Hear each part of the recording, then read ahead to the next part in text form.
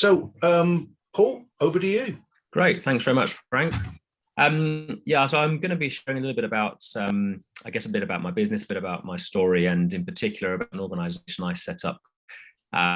We'll basically hear more about me, but as Frank's already said, I'm based on the South Coast, and really nice to be able to join you. My parents actually live in Budleigh Salterton, so I've been coming in and out of that part of Devon for a long time, and know it well. So what I was going to do is just share a little bit about the sort of, I guess, the story of where BizMin came from, because of the way it relates to my own business experience, and I hope encourage you in your walk with God in the context of business, and that's really my passion. And BizMin is all about the this idea of doing business as ministry. But what I want to do is give a bit of a backstory to where that came from in relation to my own business experience. So I'm an architect by training, and that's certainly one of my passions.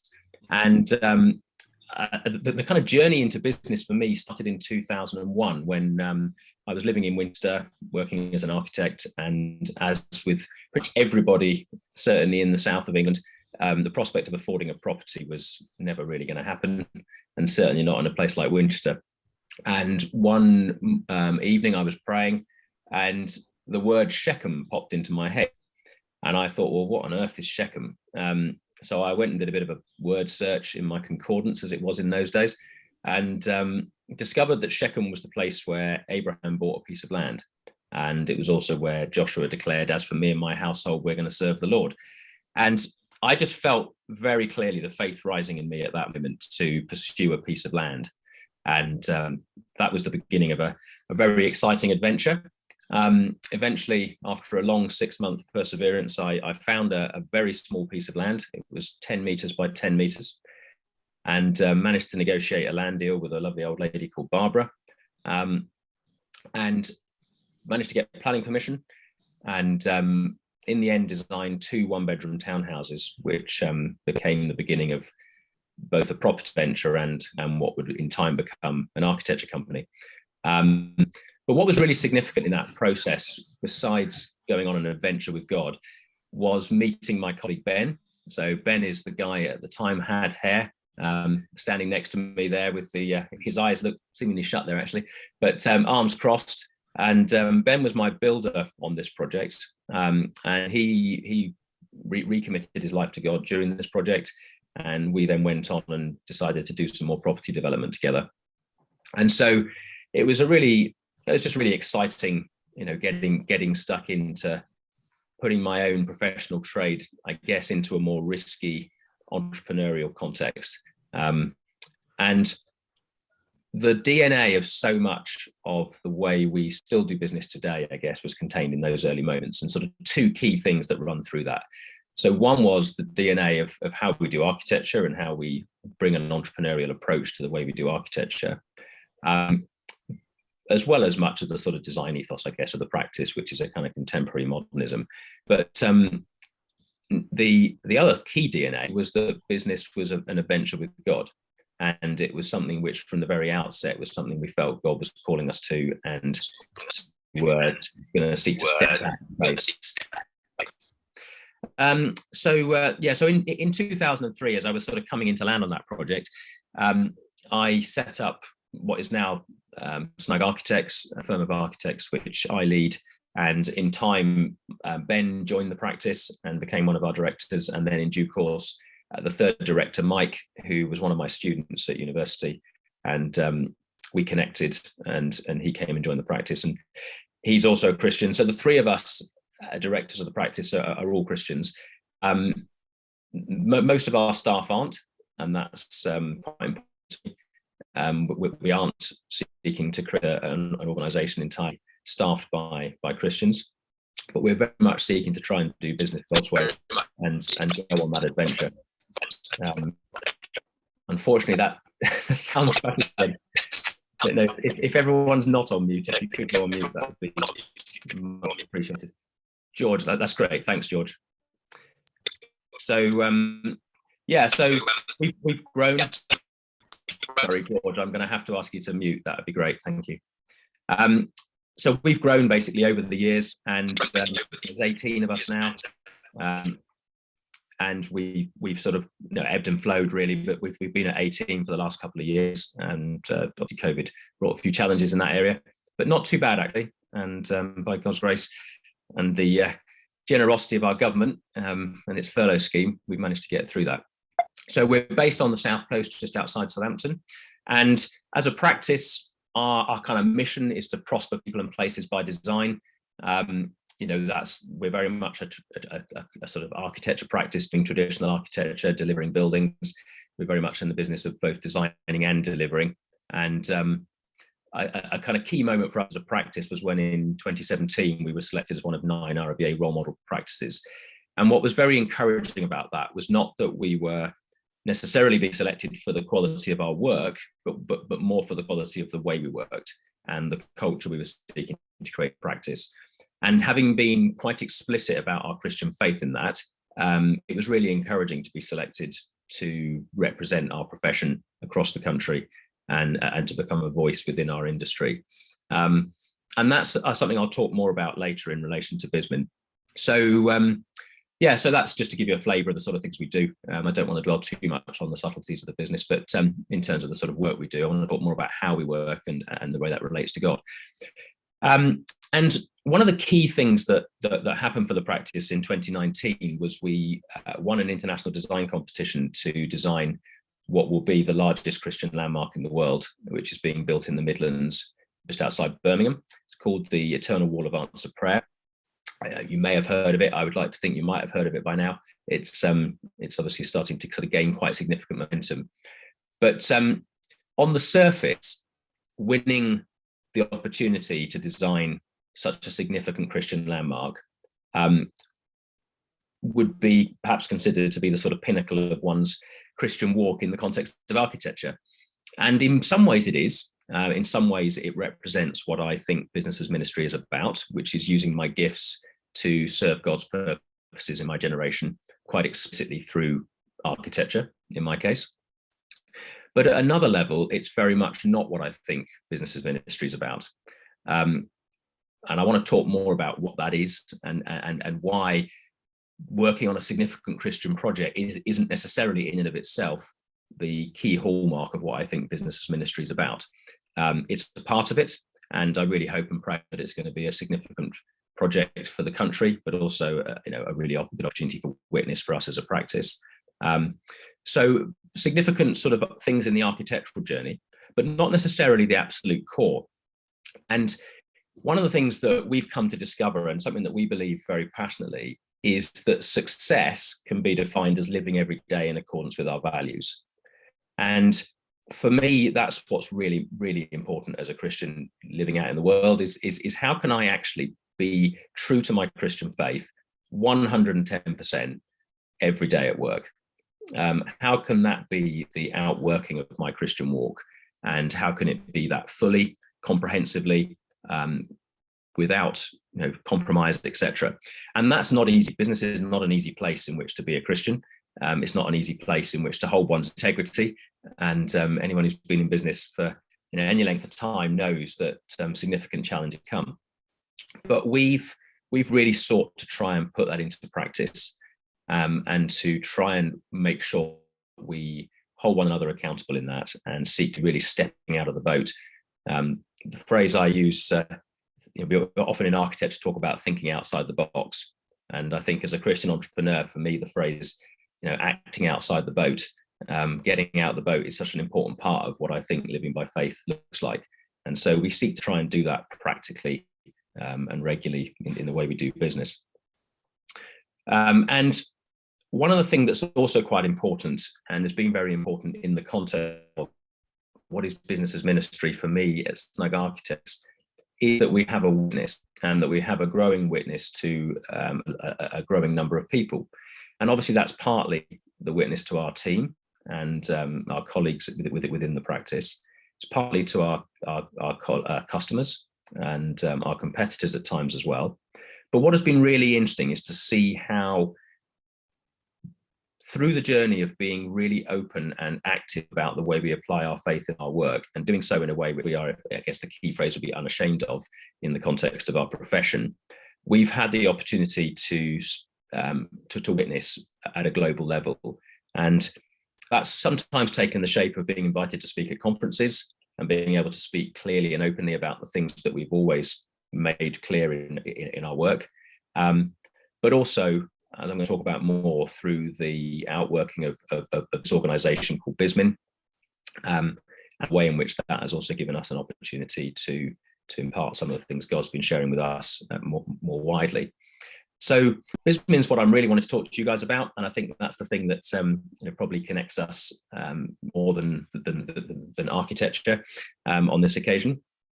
And in 2007, I had the privilege of taking a whole lot of students that I was working with at Southampton University out to India, and we were going there to build a leprosy village. But various challenges in India and bureaucratic issues related to the organisation we were working with there meant that that project really struggled to get off the ground. But during that trip, and particularly on the flight home, I felt God calling me to return to India and call and equip a generation of Christian entrepreneurs. And that felt like a really rather significant adventure. And I was sort of thinking, well, how on earth do I do that? But on the return journey, and by the time we'd got back to England and in the following week, I wrote an entire body of material, and really felt God giving me a very clear message to take back to India. And really had quite an amazing 10-year period where I then was able to go back to India, and over a period of actually just less than 10 years, about 8 years, I went to India pretty much every year, normally for a week or two, and was able to work with about 2,500 church leaders across the whole of India, predominantly South India, Tamil Nadu. But really amazing doors were opened to go into India and share about this idea that at the time I was calling Kingdom Business, and really running a series of conferences, working with mainly pastors. We felt it was really important to work predominantly with pastors as the kind of gatekeepers to theology and the gatekeepers to the Christian message. And in particular, helping them understand that God was calling business people, that business people weren't evil, that they weren't second-class Christians, and that business was something that they could do for the glory of God. And in particular, to help them understand that the Bible had a great deal to say about it, and therefore that they, as church leaders, had some element of responsibility to call and equip the entrepreneurs in their midst. And it was incredibly encouraging to have the church across South India recognize this as a prophetic message. And key to my message at the time, and we're talking 2008 here, was the world is changing and the Indian economy is changing. And I guess the key thing was the days of the West supporting mission in India are coming to a rapid end. And during the time frame, just in the 8 years that I was teaching this in India, it was noticeable that that message was coming true. And it was really encouraging to see churches that were sponsored by a Western church or a Western individual and had been built by the money received from that Western individual, even just in the time frame that I'd been traveling to India, were starting to be sponsored by local Indian entrepreneurs. And it was just incredible to see the massive rise of the middle class in India, and with that, the increasing wealth that the whole of the country was enjoying. But I remember being really challenged on one trip, one of my last trips to India. And my first trip to India in 1996, there were beggars everywhere, absolutely everywhere. I mean, you couldn't move for someone putting their hand through the door of your car, the door of your rickshaw, wanting to take money from you, ask for money from you. Begging was everywhere. On my last trip to India in 2016, I traveled extensively for 2 weeks and I saw one beggar. That was a phenomenal transformation. But what really struck me and really challenged me is that 200 years of charity and missionary endeavor hadn't really touched poverty. And 20 years of free market economics, and it had virtually been eliminated in terms of fundamental in-depth poverty at the sort of grassroots level. And it's not to say that poverty's disappeared entirely from India, but I've seen pastors go from walking to bikes, to motorbikes, to cars. And I've seen everyone else around them go on the same journey. So I had a deep sense that business is something that can be a phenomenal blessing for the glory of God, but it can also be something that's a phenomenal blessing for people and for society.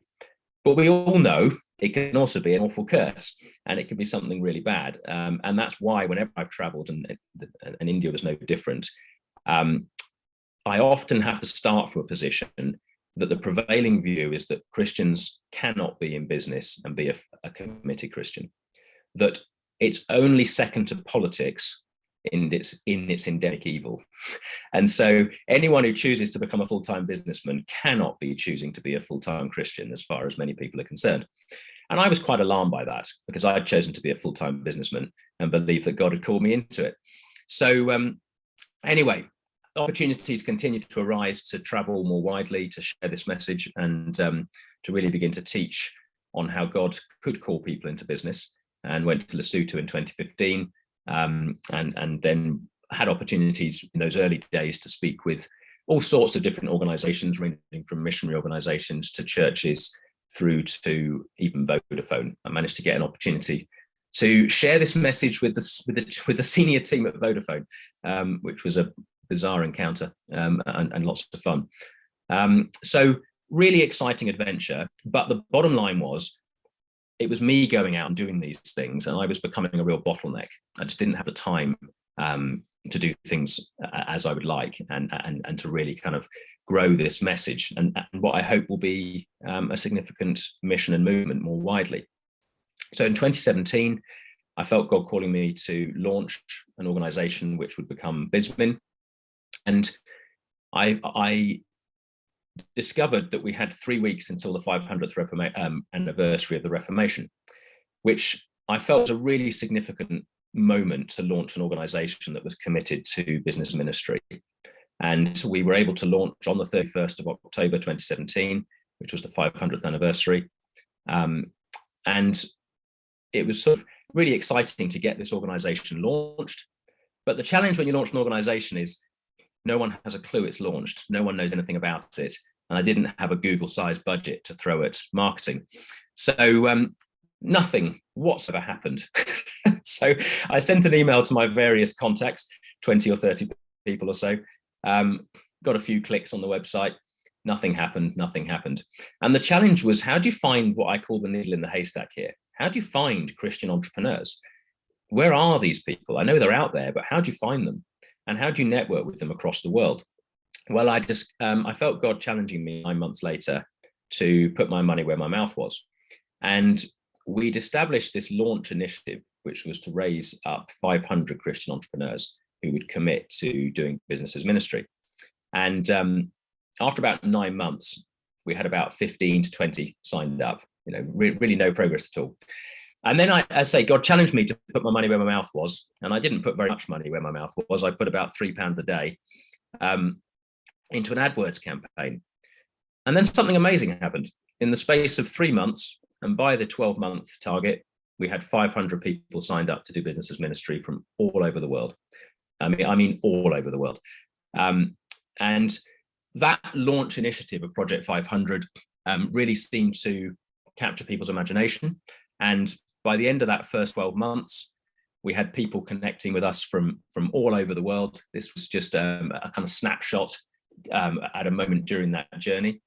And several things stood out that were really encouraging. One was we had people engaging on this subject of business as ministry from across the whole of the 1040 window. I had large numbers of people coming in from sort of Myanmar. We had people from across North Africa and the Muslim world. As you might expect, we had a good number of people from America, and we had a good number of people from Nigeria.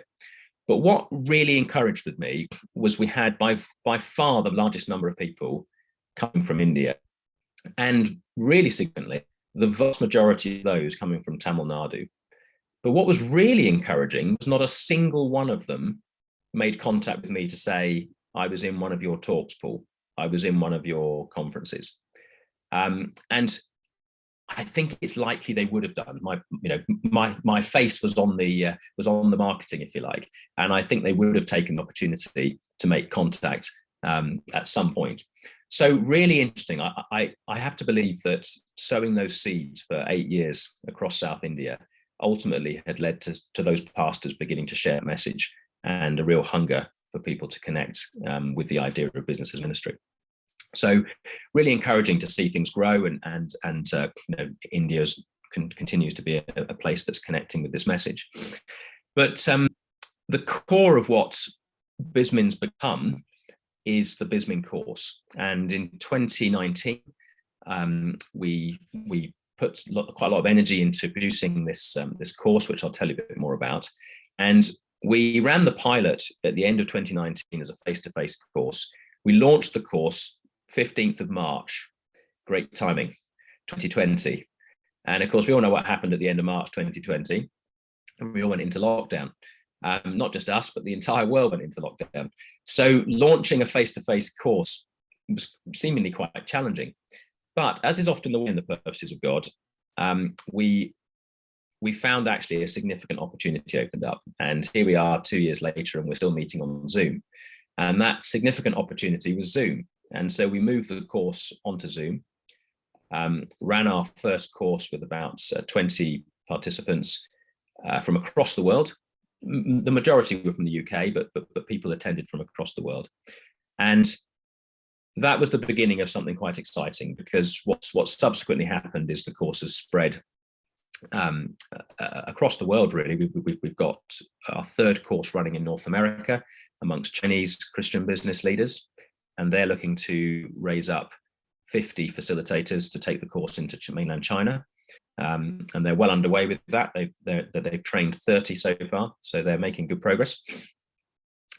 We've just run a course in East Africa, and got our first facilitator about to start running courses in East Africa. And we've had a couple of courses running out of Oxford, and then I've run a few courses internationally online as well. So we've sort of managed to really sort of see that kind of organic growth, which is what my heart has been, really, is that people would take it and run with it, and sort of do with it as they see fit within their particular context. So it's really lovely to network with people like yourselves, because business groups, Christian business groups, is one of the kind of key areas that we want to encourage, and we're really committed to try and see deepen that discipleship. So the kind of key, I guess, to what BizMin's about is that God's given us a message, and He's also given us a method, and that method in many ways is about the BizMin course, and being able to come alongside people and systematically look to deepen our understanding of what business as ministry is. So the mission hasn't really changed. The mission's the same as I felt God say to me in 2007, to call and equip a generation of Christian entrepreneurs. The thing that's been added to that is a deeper understanding of this idea of doing business as ministry. And that really is the core of what BizMin's about. And at its heart, it's about something very simple. It's this idea that we're combining business in all of its many different facets with this concept that Christians are familiar with of ministry. And trying to explain what that means on the ground, I've sort of developed a fairly simple series sort of diagram, I guess, that kind of explains this. But if I just take through it, hopefully it'll make a bit more sense. So I want you to think, first of all, that there's that part of your life that is business, and you may be well progressed in that journey, or you may just be starting out in that journey. You may be incredibly talented and gifted in business. You may be a business guru. So you may be further along that line, and you may be right at the left-hand end, just starting out, or you might be at the right-hand end, well-established, very successful. You're doing business and you really know what you're doing. But there's another dimension to our lives, and that's our ministry dimension, our spiritual life, our walk with God. And if you consider that as this yellow line, someone at the bottom of that line may just have become a Christian. They haven't really been discipled in their faith. They don't really know how to apply their faith, and they certainly don't feel mature enough to apply it out in the world beyond the doors of the church. But one's goal is to be discipled and to grow in that, and to continue to embark on the adventure of faith with God. And that takes us upwards, if you like, on the yellow axis. And so there are four squares that are created between these axes. The first square, if you like, is the square of one might call of immaturity. It's the place where we're neither particularly adept at business, neither are we particularly mature in our faith, and we may well be struggling in both. That's what I would call the grey square. And at that point, we basically operate largely as the world operates. So I sort of see it as the kind of grey starting point. Many people in business, many Christians in business will be very good at business, and they will do very well. They will build a bigger organization, they'll make money, they'll potentially create great products, but they won't necessarily ever grasp what that means for the kingdom of God. They won't necessarily ever progress out of doing business as well or the same way as the rest of the world. And their business will be largely indistinguishable from other successful businesses that may or may not have Christian leadership. And then there's another type of person who is the person who perhaps I most succinctly describe as so heavenly minded of no earthly use. So this is the person perhaps who loves the Lord deeply, is passionate about serving the Lord, has fully grasped how to serve the Lord in the context of perhaps the doors of the church, but really hasn't ever understood quite how to do that outside of the doors of the church, and hasn't really ever managed to sort of connect their Monday to Friday with their Sunday and evenings. And so BizMin, very simply, it's green logo, and that's because if you combine blue and yellow, you get green. And very simply, that's the goal. The goal of business as ministry is to live one's life actively in this green space and to mature in that journey of bringing together all of our Christian walk, all it is that God has called us to and discipled us in, and apply it confidently in the context of business, such that we do business in a way which is glorifying to God. So BizMin, it's in the title, seeks to bring those two things together and to transform business into something that is ultimately to the glory of God. And so we're really passionate that if it's your business, if you own the business, you run the business, you're the leader of the business, you will ultimately have significant influence in the business, and you're a Christian, because that's fundamental to doing ministry. You do have to be a Christian to be able to serve God in and through ministry.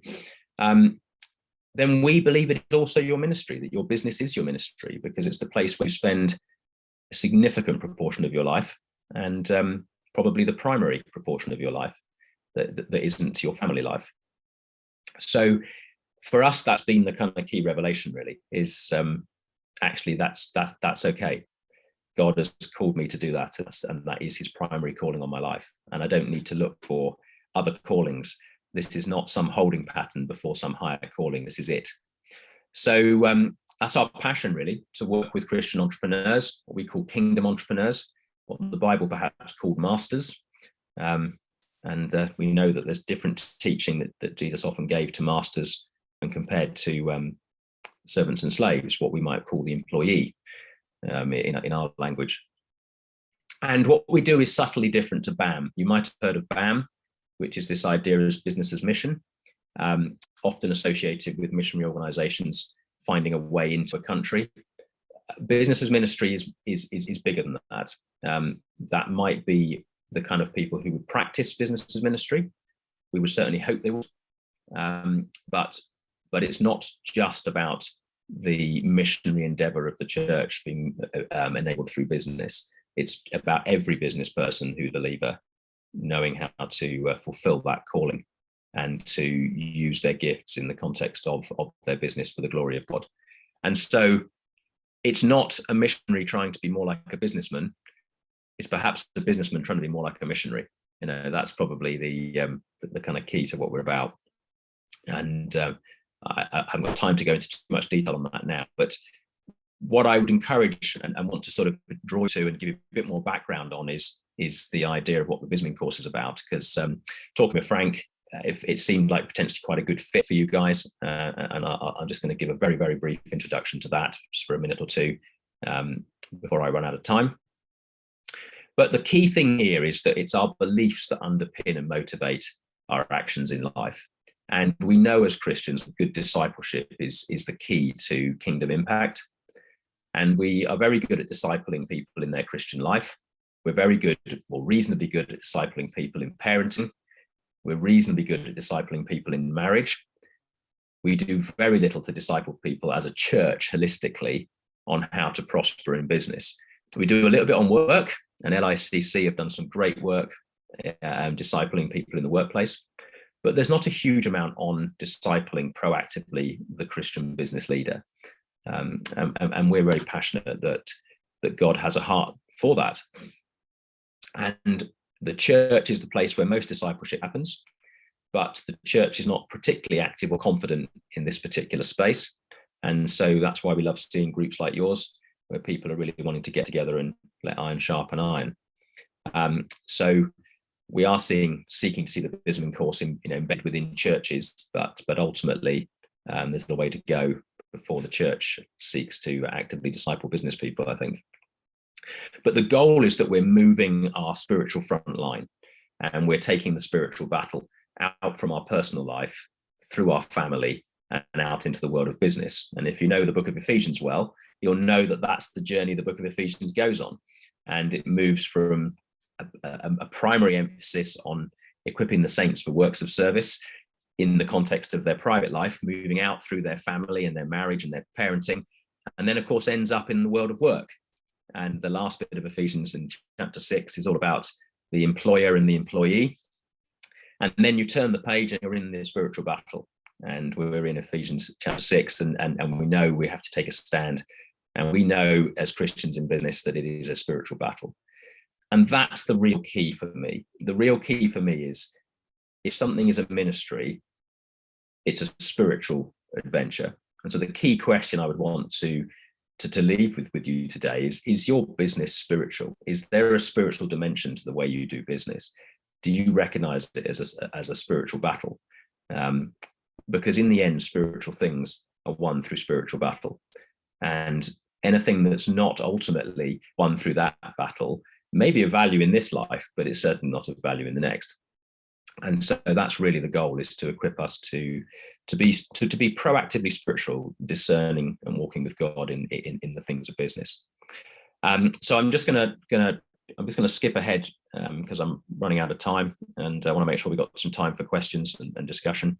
But our goal is to help entrepreneurs go on this journey from adopting and discovering something for themselves, this idea of BizMin, business as ministry, learning how to establish that in their own business life, but much more significantly, learning how to sustain that in their organization. And ultimately, our goal is not just the transformation of kingdom entrepreneurs, but actually the transformation of kingdom businesses, of the creation of kingdom culture companies, as we call it. Organizations that really have as their DNA God's way of doing business. And so the BizMin course, I'll skip over Project 500 and just get onto the BizMin course. So the BizMin course, I can dwell on that one. It's a 10-part course, and it's a sort of iron sharpens iron course. So it's facilitated, but it's a group-based course, normally about 10 to 15 people maximum, predominantly on Zoom these days, although it would work well face-to-face.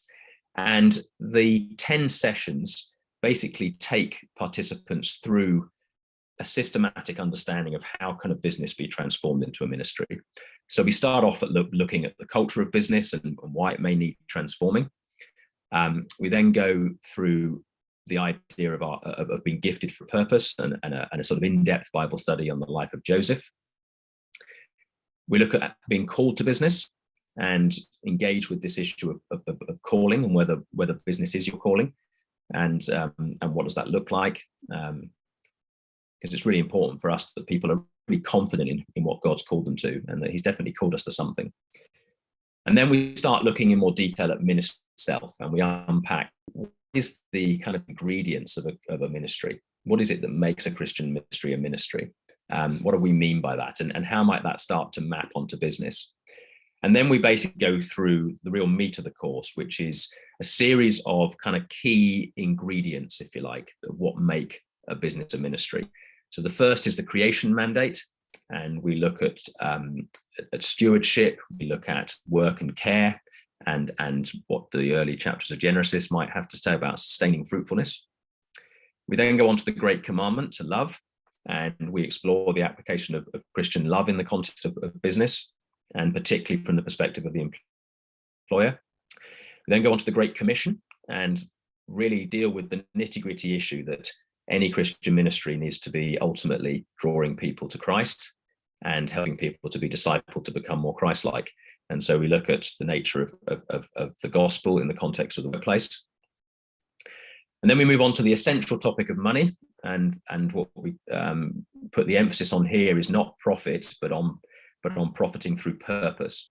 We don't shy away from the fact that the businesses need to make money, but we look at trying to redeem that and trying to look at how we can really turn that into a byproduct of doing things God's way rather than the focus of our business. And that is particularly difficult for entrepreneurs to really lift their eyes off the money.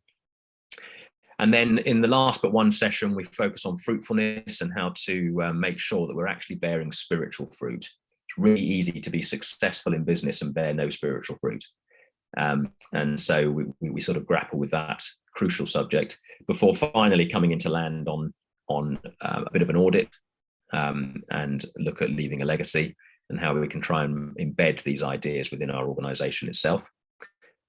So it's a sort of kind of 2 hours at a time, facilitated, as I say, course, and I'd love to introduce you guys to that and really kind of recommend it to you. I think as a group could be a real blessing to you, and we've certainly found it's a real joy to share with other people.